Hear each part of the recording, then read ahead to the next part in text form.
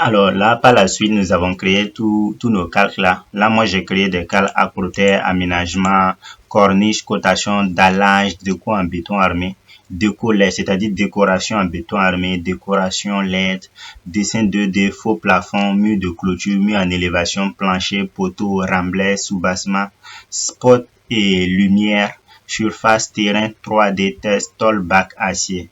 Voilà. Donc, avec tout ce nombre de calques là, bon, il y aura des calques qui vont manquer et nous allons ajouter. Il est possible également de créer des calques en cours de route. Là, moi, je crée au début. Donc, il n'y aura pas de trucs de archicalques qui vont se mélanger. Par exemple, ça, ce sont les combinaisons de calques qui sont là à gauche, là. On dit tous les calques, tout est ouvert ici. Là, si je clique sur cet œil-là, et ici là, calque archicad, je ne peux pas fermer ça, mais par contre, si je clique sur l'œil ici là, je peux masquer ce calque là. Il va disparaître de mon plan, c'est-à-dire les éléments qui sont contenus dans la croûte là vont disparaître. Si je masque aménagement intérieur ici, et extérieur plutôt, tout ce qui est dans aménagement extérieur sera caché.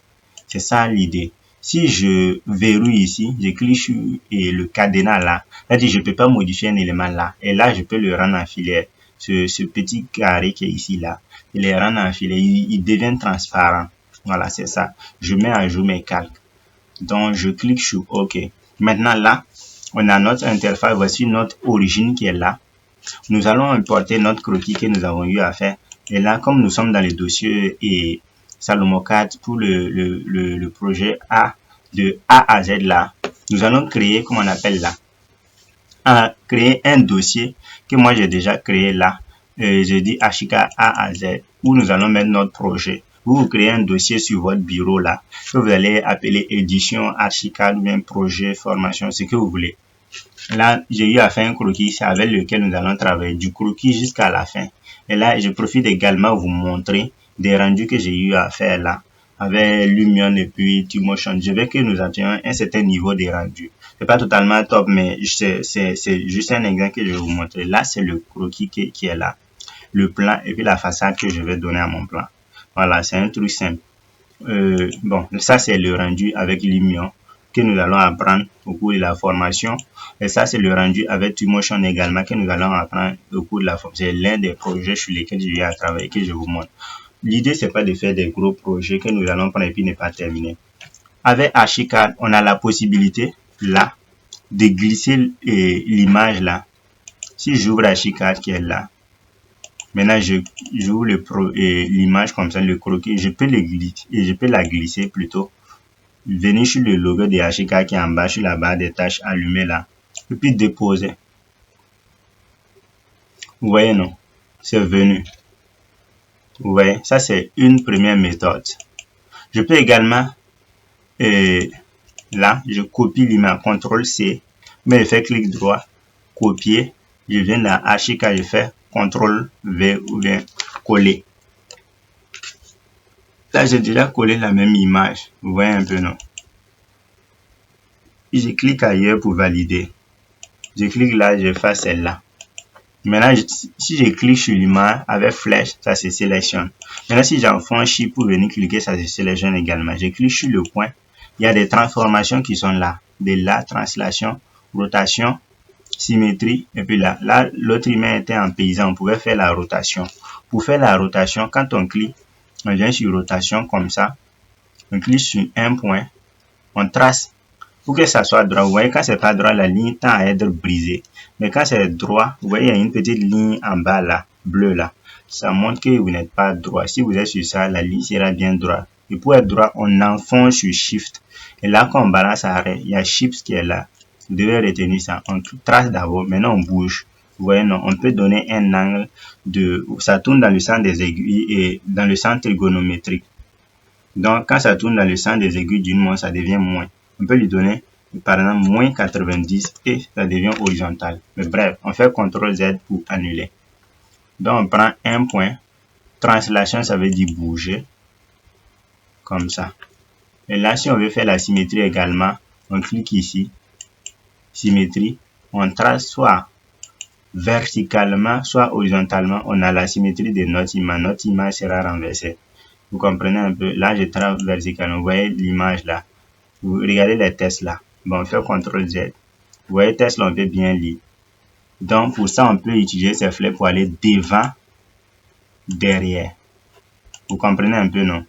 Voilà. Donc, avant toute chose là, on va enregistrer. D'abord, on sélectionne notre image. Notre image là est dans le calque corniche. Vous voyez ici là.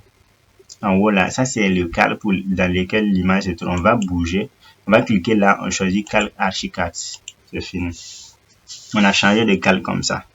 Donc, on va enregistrer. On clique sur fichier, enregistrer. Mais là, on peut également enregistrer ici à côté là. Ou bien on fait CTRL S. Si vous avez activé les raccourcis, comme je l'ai dit là, on enregistre. On va mettre, et je vais mettre dans le dossier SalomoCAD Archicad.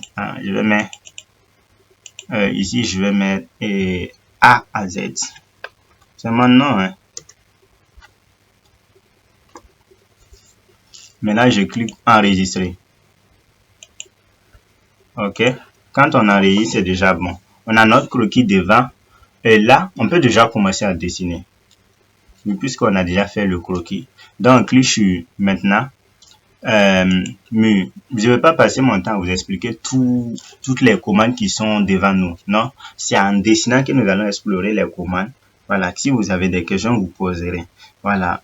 Donc, on va toucher un peu. Quand on clique sur mur, il y a un calque qui est là. On va juste changer, venir dans mur en élévation. Voilà, mis en élévation. Maintenant, avec ces possibilités de dessin de mur, on peut dessiner un mur droit, un mur circulaire et tout. Donc, on va dessiner les murs qui ressemblent à notre plan. Donc, pour ça, on va changer d'abord les paramètres du mur qui sont le matériau.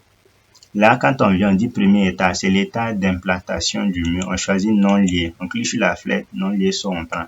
Ici à côté, on dit de dessiner des murs droits, des murs avec plusieurs épaisseurs, des murs personnalisés. On clique sur un seul mur. Et voilà, monomatériau. Donc, ça, c'est la hauteur que nous avons définie pour notre état 420.